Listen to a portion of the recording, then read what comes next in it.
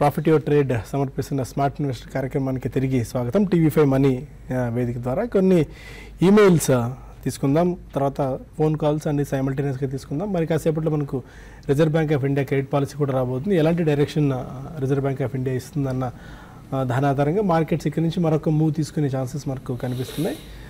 ఇంకా మెయిల్స్లో శ్రీనివాస్ అడుగుతున్నారు, NECC 107 NECC గురించి నిన్న కూడా మనం డిస్కస్ చేసాము. ఈ ప్రైజ్లో కరెక్షన్ స్టార్ట్ అయ్యే అవకాశం ఉంది. అసలు ఏ ఊరు పేరు లేని కంపెనీ, జస్ట్ ఎస్ఎంఎస్ల ఆధారంగా మాత్రమే ఈ కంపెనీ డ్రైవ్ అవుతుందని చెప్పి ఎన్ఈసిసి 107లో తీసుకున్నారని సజెస్ట్ చేస్తారు. సజెస్ట్ చేసేది అంటూ ఏం లేదండి. నిన్న దీని గురించి ఒక ఉపోద్ఘాత లాంటి ప్రసంగాలు కూడా ఇచ్చాము. కాబట్టి ఇప్పుడు అందుకంటే మనం ఏదనుకున్నామో సేమ్ అదే జరిగిందండి. ఈ రోజు కూడా 5% డౌన్ సైడ్ ఫ్రీజ్ అయింది. ఇంకా ఇది ఇప్పట్లో అంటే ఇది పెరిగే అవకాశాలు అయితే లేవండి. ఈ డౌన్ సైడ్ ఫ్రీజ్ ఎంత డౌన్ సైడ్కి వచ్చి ఎక్కడ ఆగుతుందో ఎవరు కూడా చెప్పలేము. అందుకే బెటర్ ఏంటంటే ఇప్పుడైనా సరే మీరు ఏమాత్రం రేపు ఎల్లుండిలో ఒకవేళ లక్కీగా మీ అదృష్టం బాగుండి, అంటే మీరని కాదు ఎవరైతే ఇందులో ఇన్వెస్ట్ చేస్తున్నారో వాళ్ళందరికీ చెప్తున్నాను, ఏమాత్రం కొంచెం డౌన్ సైడ్ ఫ్రీజ్ ఆగితే ఎగ్జిట్ కానీ మీరు ఎగ్జిట్ కండి. ఇది ఇంకా వీక్ అయ్యే అవకాశాలు ఉన్నాయి. నాకు తెలిసి ఈవెన్ 60 లెవెల్స్ 40 లెవెల్స్ కూడా రావచ్చు. చాలా జాగ్రత్తగా ఉండండి ఇటువంటి స్టాక్స్. మళ్ళీ చెప్తున్నాము, ఎప్పుడు కూడా మెసేజ్లు కానీ తర్వాత మీరు రీసెర్చ్ అండ్ ఇన్వెస్ట్ అండి. అంతేకాదు ఇన్వెస్ట్ చేసినాక రీసెర్చ్ చేయడం అనేది మంచిది కాదు. ఇటువంటి స్టాక్స్కి మెసేజ్లకి అట్రాక్ట్ అయిపోయి దాన్ని ఇన్వెస్ట్మెంట్కి అయితే చేయొద్దని చెప్తానండి. చైతన్య కుమార్ అడుగుతున్నారు, Supreme Textile and Arnav Corporation 2 స్టాక్స్ని కరెంట్ లెవెల్లో పిక్ చేసుకోవచ్చా? Supreme Tex and Arnav Corp. Supreme Tex చూస్తే కనుక పెద్ద వాల్యూమ్స్ కూడా లేదండి, చాలా తక్కువ ట్రేడెడ్ స్టాక్, పైగా స్టాక్ ప్రైస్ కూడా బిలో పార్లో కనిపిస్తుంది. సో ప్రస్తుతానికైతే మటుకు సుప్రీం టెక్స్ట్ పూర్తిగా అవాయిడ్ చేయండి. ₹5 ట్రేడ్ అవుతున్నట్టుగా ఉంది ఈ స్టాక్. సో ప్రస్తుతానికైతే దీంట్లో చెప్పడానికి కూడా ఏంటంటే లాస్ట్ 6 మంత్స్గా చూస్తే కనుక ఇదే రేంజ్లో ట్రేడ్ అవుతుంది ఈ స్టాక్. సో రెండో స్టాక్ ఏమన్నారండి? Arnav Corp, mostly AARNAV ఉందనుకుంటాను.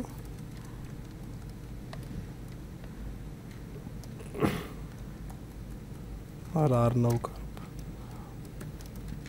Okay. Arnav Corporation ARNAV, Arnav Corporation. ఇది కూడా ₹2 BSE లిస్టెడ్ స్టాక్. 2 పెన్నీ స్టాక్స్ని సెలెక్ట్ చేసుకున్నారండి. మేబీ ప్రైస్ చూసి అట్రాక్ట్ అయినట్టున్నారు మీరు.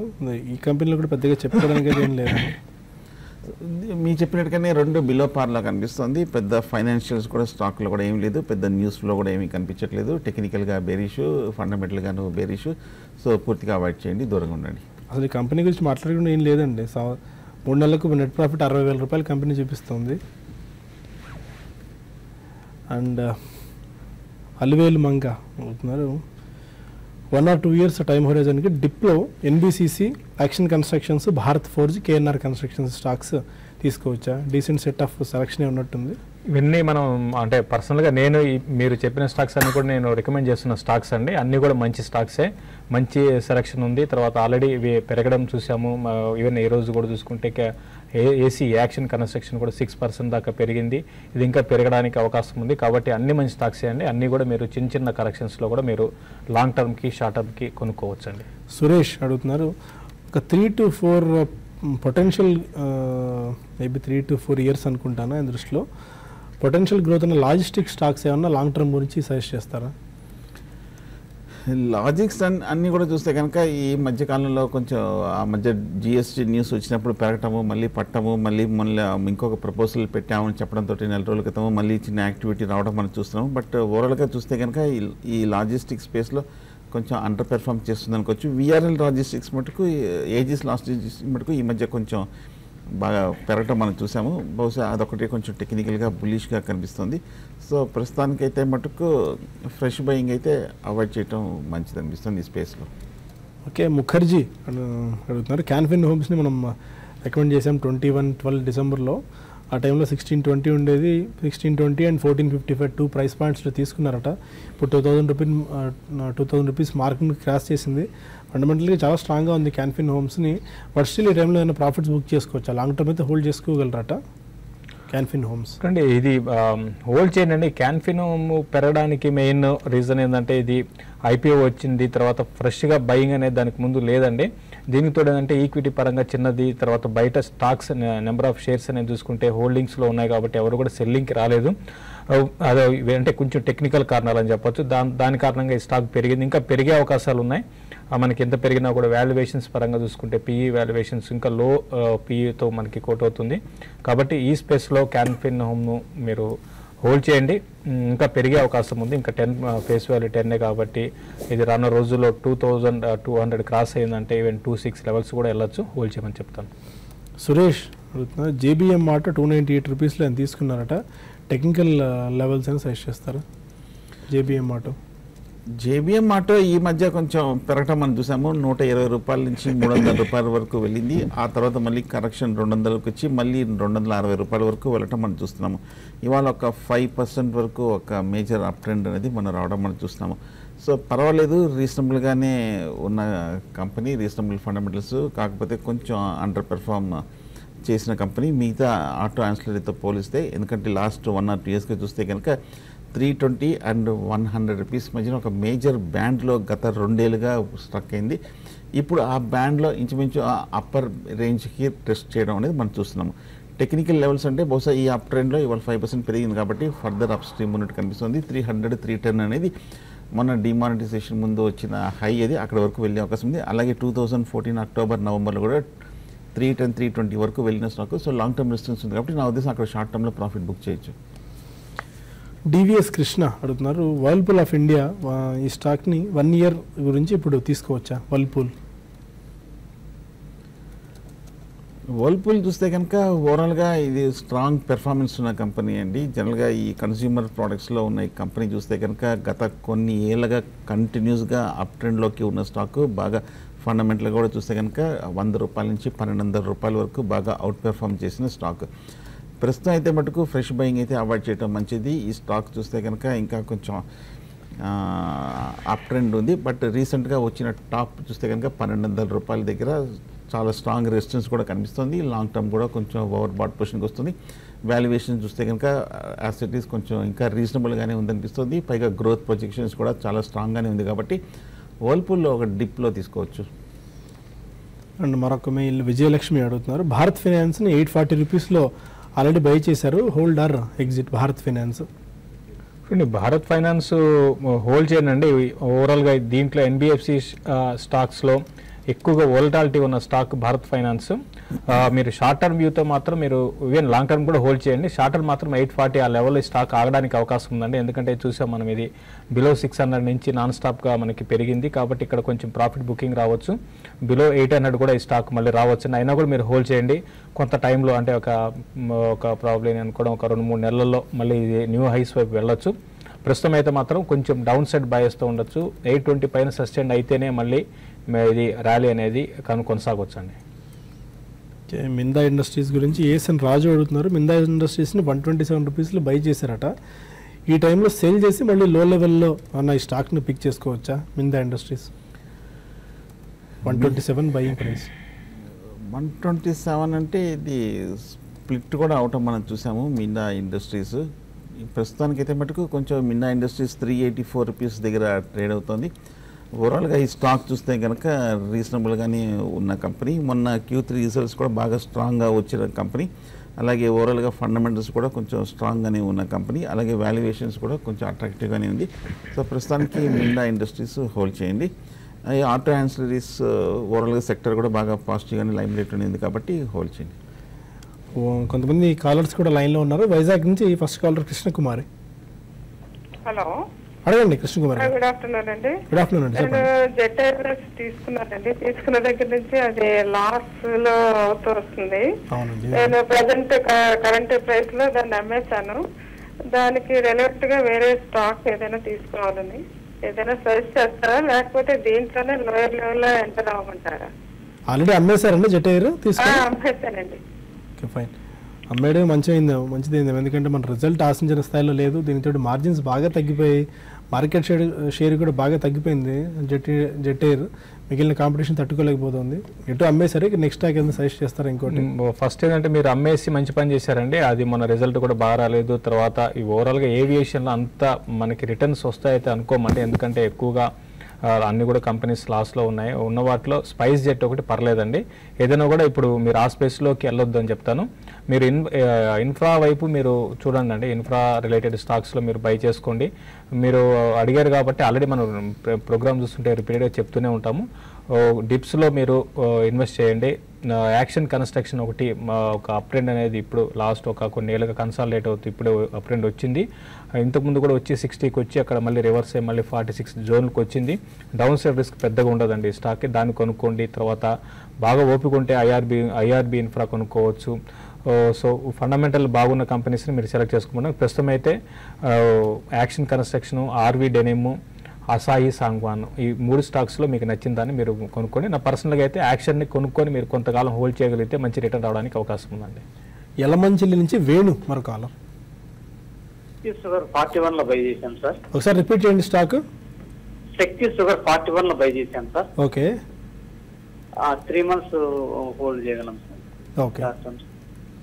శక్తి షుగర్స్ అట్ 41 రూపీస్ హోల్డ్ చేయండి. ఈ మధ్య చూస్తే కనుక 30 రూపాయల దగ్గర సపోర్ట్ తీసుకోవడం మనం చూసాము. సపోర్ట్ తీసుకొని ఒక slow and study up trend ఇంచుమించు 45 వరకు వెళ్ళటం మనం చూస్తున్నాము. ఓవరాల్గా షుగర్ సెక్టర్ స్టాక్స్ అన్నీ కూడా బాగా బులిష్గానే ఉన్నాయి. కాకపోతే కొంచెం హై లెవెల్లో లాస్ట్ 2-3 monthsలో చూస్తే కనుక కొంచెం స్లైట్గా హై లెవెల్లో స్టాగ్నేట్ అయినట్టుగా కనిపిస్తోంది. సో ప్రస్తుతం అయితే హోల్డ్ చేయండి. ఒకవేళ కనుక ర్యాలీ కనుక ఎక్స్టెండ్ అయిందంటే కనుక మొన్న వచ్చిన హై 50 రూపీస్ వరకు వెళ్ళే అవకాశాలు కనిపిస్తుంది. సో ప్రస్తుతానికి శక్తి షుగర్స్ నా ఉద్దేశం 50-51లో ఎగ్జిట్ అయిపోవడం మంచిది. తాడిపత్రి నుంచి రంగనాథ్ మరొక కాలర్. రంగనాథ్. హలో సార్, సింపనీ వచ్చేసి ఈ రేట్ లో బై చేయొచ్చా శేషు గారికి? ఒకసారి రిపీట్ ఆర్బీఐ రేట్ కట్ చేస్తే వచ్చే ఏమన్నా? ఓకే, మీరు అడిగిన ఫస్ట్ స్టాక్ ఏంటి? ఓకే రంగనాథ్, మీరు అడిగింది ఫస్ట్ స్టాక్ సింఫనీయా? సింఫనీ లేదు సార్. ఓకే, సింఫనీ కొద్దిగా స్పట్ వచ్చినట్టుంది మళ్ళీ నిన్న, మేబీ రిజల్ట్ వచ్చిన తర్వాత బాగా అంటే నిన్నది కాదండి, లాస్ట్ కొన్ని రోజుల నుంచి ఇది సింఫనీలో మంచి అప్ మూవ్ చూసాము. 1200 నుంచి మీరు చూసుకుంటే ఇది లాస్ట్ 1 monthలోనే బాగా పెరిగిందండి. కాబట్టి ప్రస్తుతానికి మీరు కొనుక్కోండి, చిన్న డిప్ వచ్చినా కూడా కొనుక్కోండి. ఇంకా వైట్ గుడ్ సెక్టర్లో మంచి కంపెనీ, ఇంకా పెరిగే అవకాశాలు ఉన్నాయండి. ఇది న్యూ హైస్ క్రాస్ అయ్యి 1600 వైపు షార్ట్ టర్మ్కి వెళ్ళొచ్చు. తర్వాత క్రెడిట్ పాలసీ ఒకవేళ అంటే క్రెడిట్ పాలసీ 25 basis points తగ్గిస్తే, అంటే కొన్ని సెక్టర్లకి పాజిటివ్గా ఉంటుంది. ఏదైనా కూడా ఇంట్రెస్ట్ రేట్ తగ్గిస్తే ఇన్ఫ్రా, తర్వాత రియాలిటీ, ఈవెన్ ఆటో కంపెనీస్ కూడా కొంచెం పాజిటివ్ ఉంటుందండి. ఏదైనా కూడా ఇదంతా మార్కెట్స్ ఏంటంటే అవన్నీ మార్కెట్ ఆల్రెడీ ఇప్పుడు స్టాక్స్ అన్నీ పెరిగాయి కాబట్టి ఇవన్నీ డిస్కౌంట్ అయిపోతాయి. మనకి న్యూస్ వచ్చి మన పేపర్లో చూసి టీవీలో చూసినాక ఆ న్యూస్ అనేది ఆ న్యూస్ బేస్డ్ మనం బై చేయకూడదండి. కాబట్టి అది పక్కన పెట్టేసేయండి. రేపటి నుంచి మళ్ళీ మార్కెట్ ఆర్బీఐ క్రెడిట్ పాలసీని పట్టించుకోదు, ఈ ఒక్కరోజుకే ఉంటుంది దాని ప్రభావం. కాబట్టి మీరు ఇన్వెస్ట్మెంట్కి అయితే సింపనీ మీరు సెలెక్ట్ చేసుకుంది బాగానే ఉంది, కొనుక్కోవచ్చు. బాపట్ల నుంచి వేణు మరొక. గుడ్ ఆఫ్టర్నూన్ సార్, శేషి గారికి చెప్పండి. ఇది బోడాల్ కెమికల్స్ నేను 135 లో తీసుకున్నాను సార్ మొన్న.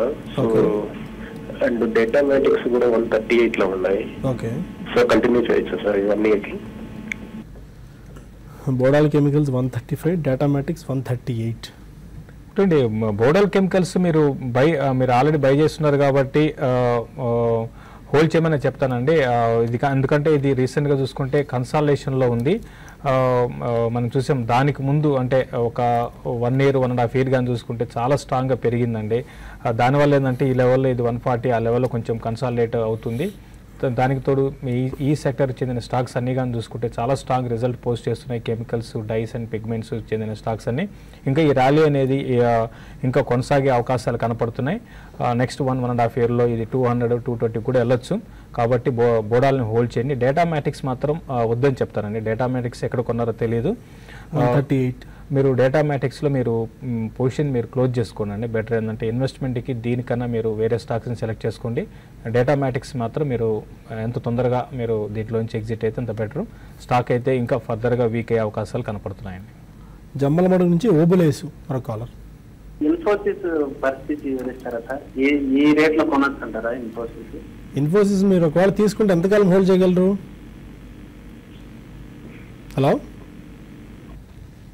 ఓకే. చెప్పండి. ఒకవేళ ఇప్పుడు ఈ స్టాక్ తీసుకుంటే ఎంతకాలానికి హోల్డ్ చేద్దాం అనుకుంటున్నారు? 2-3 years మేబీ హోల్డ్ చేయగలను. ఓకే. కాంట్రాక్ట్ బెట్ కింద ఇన్ఫోసిస్ ఏమన్నా ఈ టైంలో బెట్ చేసుకోవచ్చా? అండ్ మేబీ ఇవాళ ఇన్ఫోసిస్లో ఒక న్యూస్ కూడా వచ్చింది, ప్రమోటర్స్కి, ఫౌండర్ ప్రమోటర్స్కి అండ్ ఇప్పుడున్న మేనేజ్మెంట్కి మధ్య కూడా ఒక రిఫ్ట్ నడుస్తుంది బికాస్ ఆఫ్ శాలరీస్ అనుకోవచ్చు, ఆర్ గవర్నెన్స్ ఇష్యూస్ అనుకోవచ్చు. అందువల్ల ఈ స్టాక్ ఇవాళ నుంచి కొద్దిగా అటు ఇటుగా రియాక్ట్ అవుతుంది 1% అటు.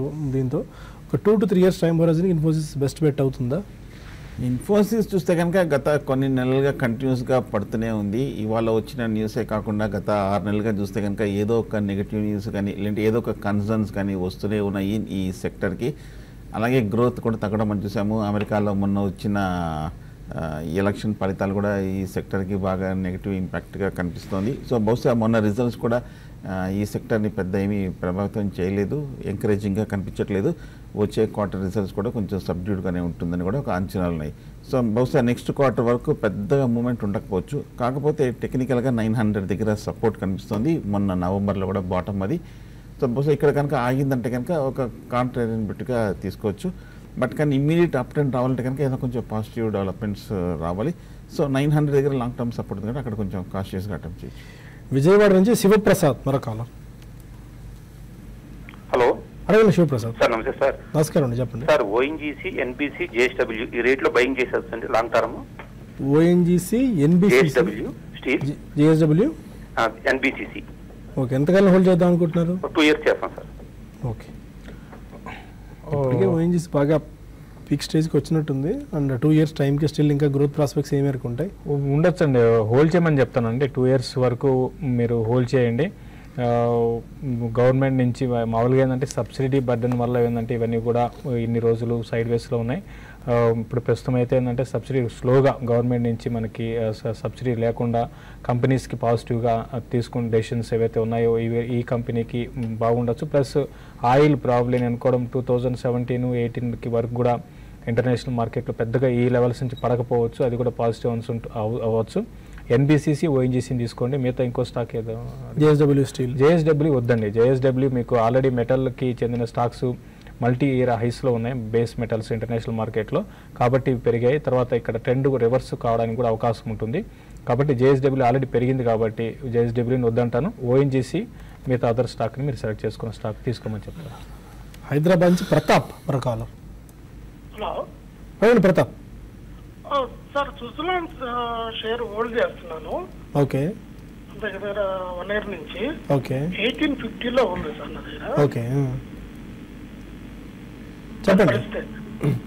సుజలాన్ ఇంతకుముందు మనం అనుకున్నట్టే జిఎంఆర్ లాంటి స్టాక్స్ ఆర్ యూనిటెక్ లాంటి స్టాక్స్, జేపీ అసోసియేట్స్ లాంటి stocks, penny related maybe price penny but volumes పరంగా ఈక్విటీ పరంగా పెద్ద స్టాక్స్ అయినప్పటికీ కొద్ది రోజుల నుంచి బికాస్ ఆఫ్ దిస్ న్యూస్ వడ్డీ రేట్లు తగ్గుతాయి, దీనివల్ల వాళ్ళకి వడ్డీ రేట్ల భారం కూడా తగ్గే అవకాశం కూడా పెరుగుతూ వస్తున్నాయి. ఈ కోలోని ఇలాంటి స్టాక్స్ను పిక్ చేసుకోవచ్చా సుజలాన్ లాంటివి? ఎందుకంటే హ్యూజ్ డెడ్ బర్డెన్ కంపెనీస్ ఇవి. సుజలాన్ చూస్తే కనుక అందరూ చెప్పినట్టుగానే బాగా వీక్గానే ఉందండి, కంటిన్యూస్గా పడుతూ వస్తుంది. 39 రూపాయల నుంచి 10 రూపాయల వరకు పెరిగి ఈ మధ్య కొంచెం ఒక స్వల్ప అప్ ట్రెండ్ రావడం మనం చూస్తున్నాము.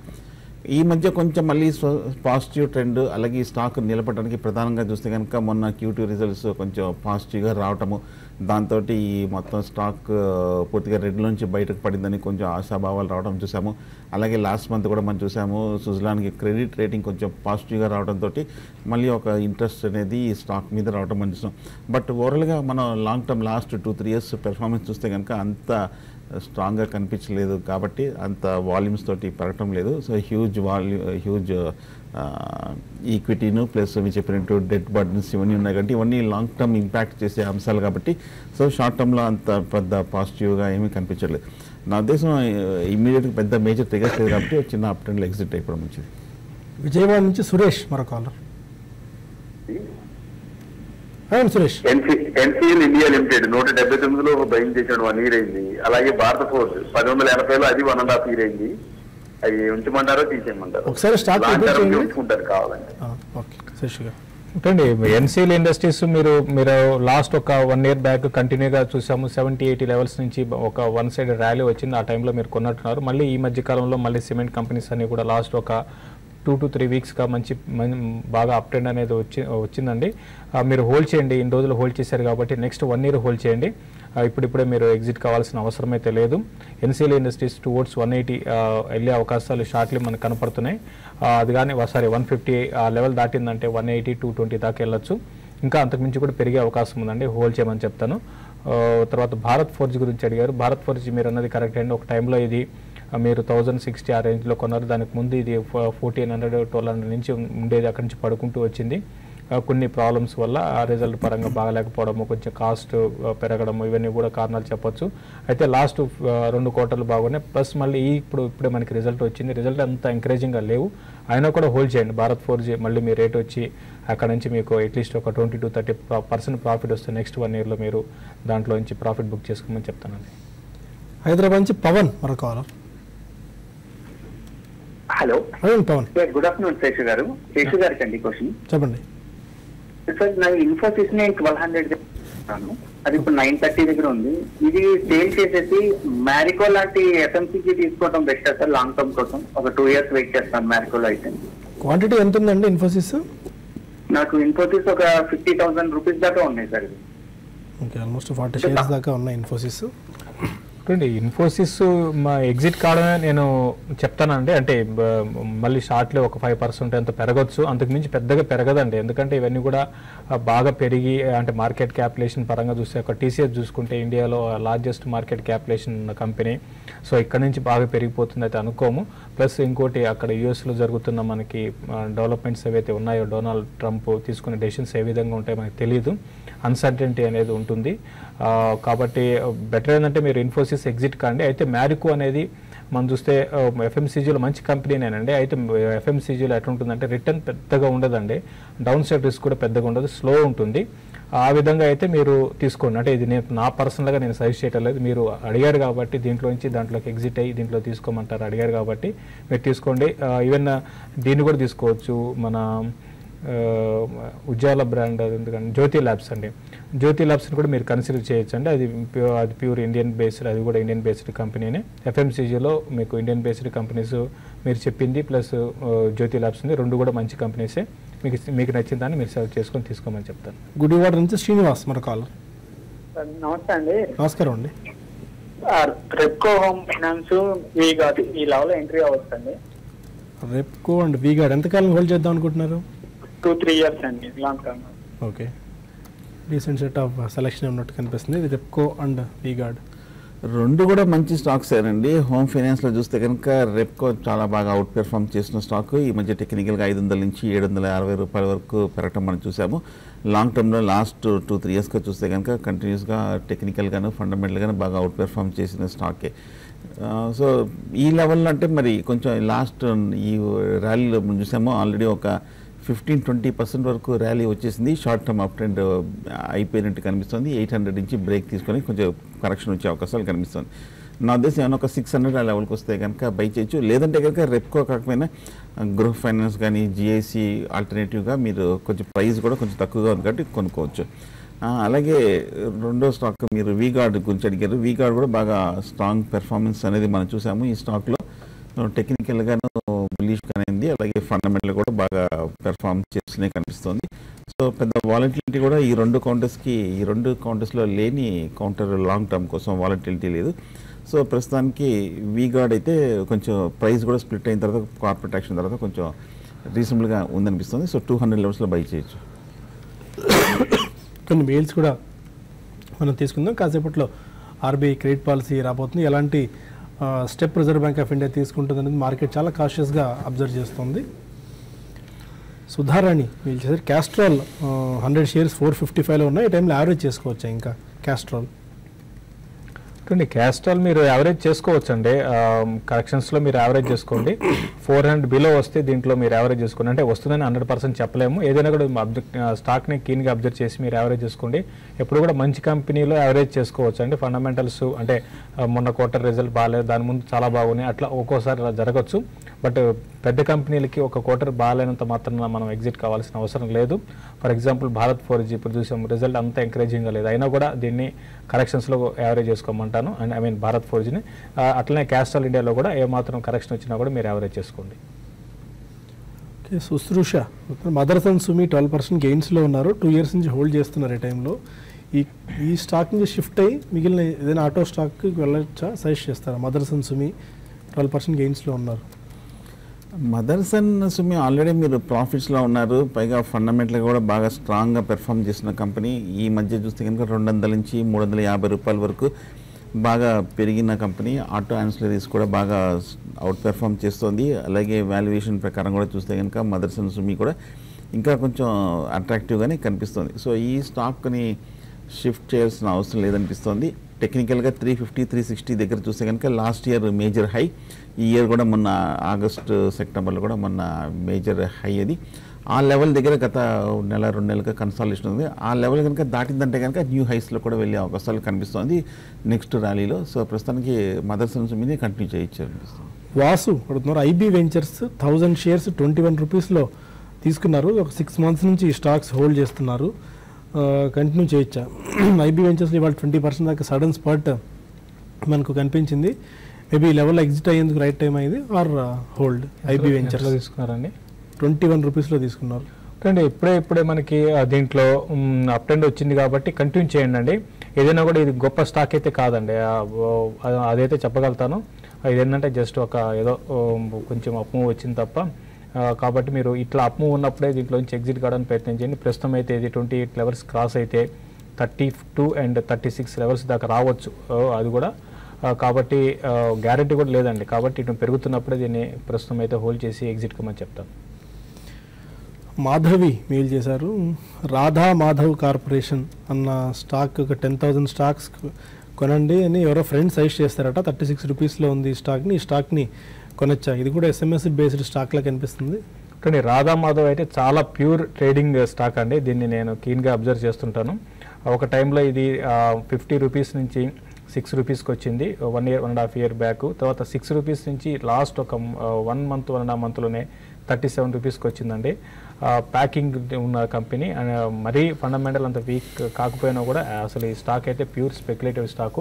కంప్లీట్గా అవాయిడ్ చేయండి. మీరు SMSలు మనం రిపీట్గా చెప్తున్నాము, SMS మనకి ఎవరన్నా పంపించారంటే మన మీద ప్రేమతో ఎవరు పంపిరండి. అదే కాబట్టి దాన్ని అర్థం చేసుకోవాలి. మీరు ఇటువంటి స్టాక్స్కి దూరంగా ఉండమని చెప్తాను. Okay. And KRBL LT foods, ఈ 2 స్టాక్స్ని లాంగ్ టర్మ్ గురించి ఇప్పుడు బై చేసుకోవచ్చు, ఆ కరెక్షన్ గురించి వెయిట్ చేయాలని చెప్పి రవిబాబు అడుగుతున్నారు.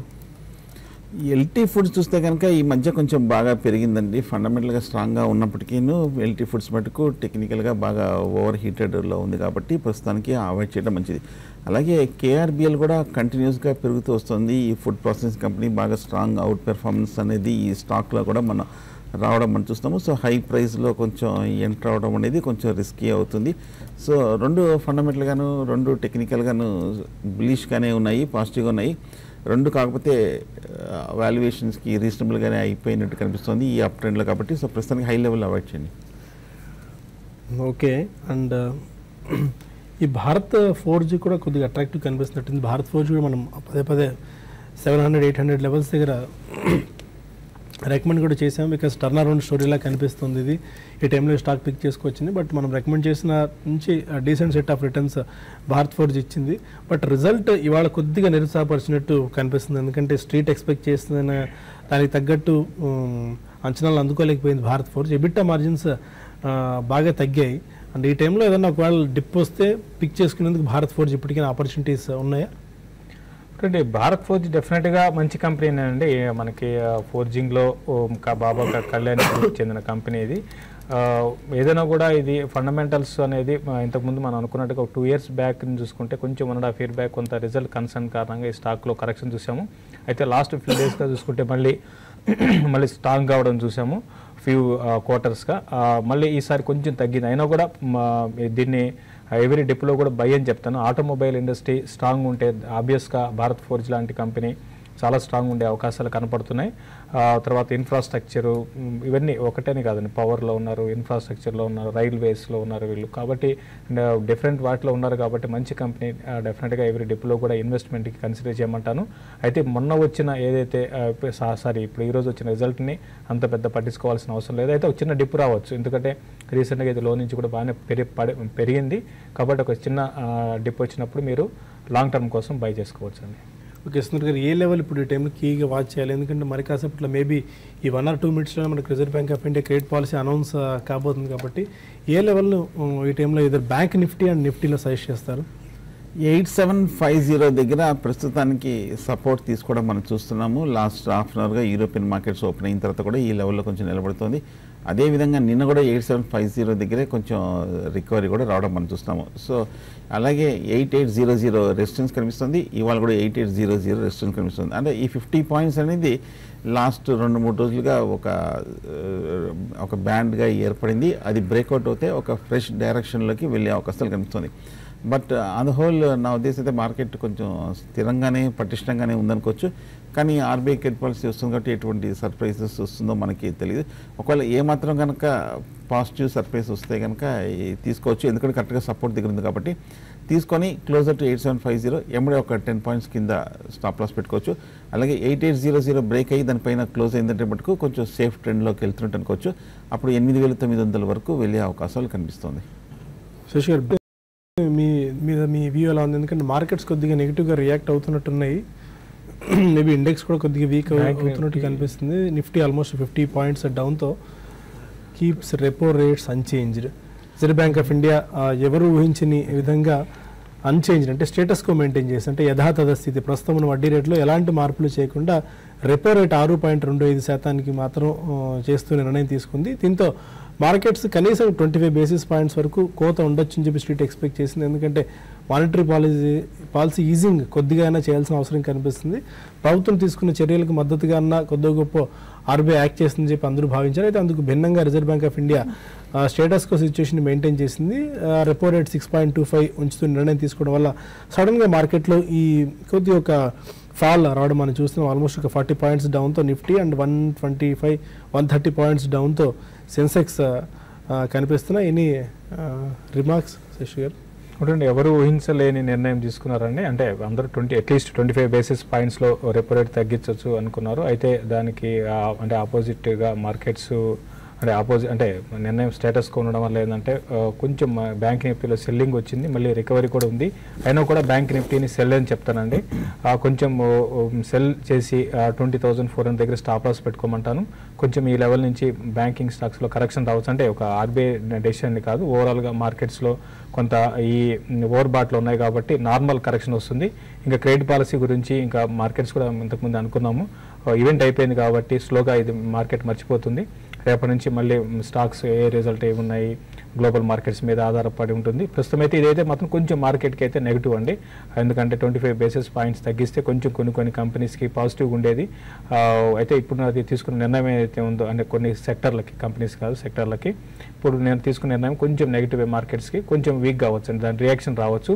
నిఫ్టీ 8620 8640 అంటే ఇక్కడ నుంచి 100 పాయింట్లు కూడా రానున్న రోజుల్లో కరెక్ట్ అయ్యే అవకాశాలు కనపడుతున్నాయి. అయితే మిడ్ క్యాప్లో అవుట్ పర్ఫామ్ చేయొచ్చండి.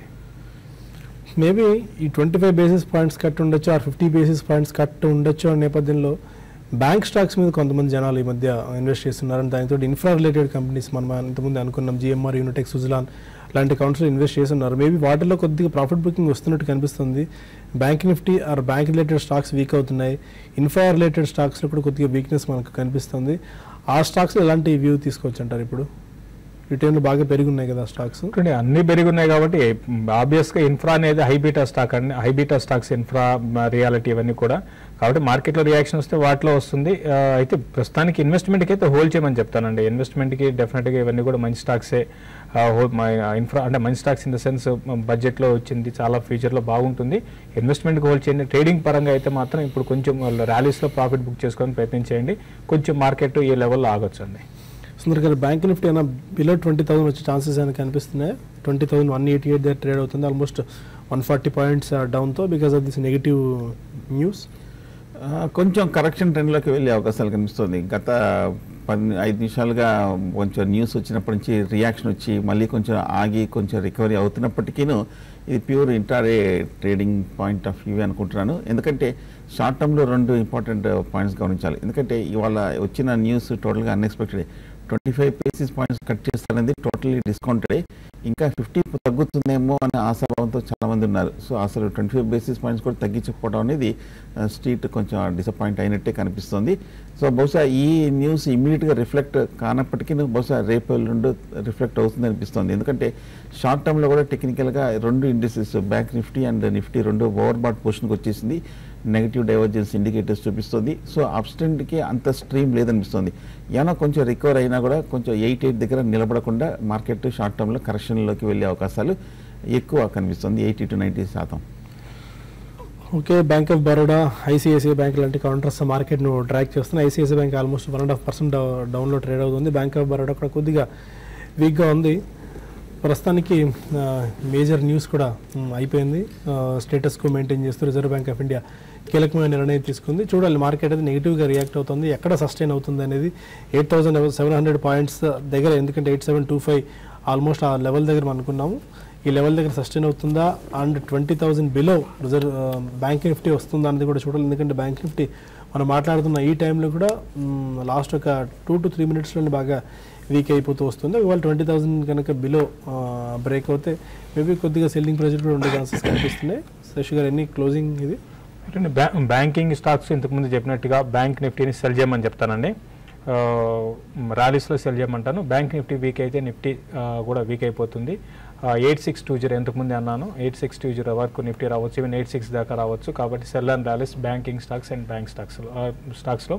తర్వాత హై బీటా స్టాక్స్లో కూడా 1 or 2 days కోసం లాంగ్ ఎగ్జిట్ అయ్యి షార్ట్ సెల్ చేయమని చెప్తానండి. Fine, thank you very much both of you sir. ప్రస్తుతానికి బులెటిన్ ఇక్కడ వైండప్ చేసి క్లోజింగ్ రిపోర్ట్లో కలుద్దాం. Stay with us.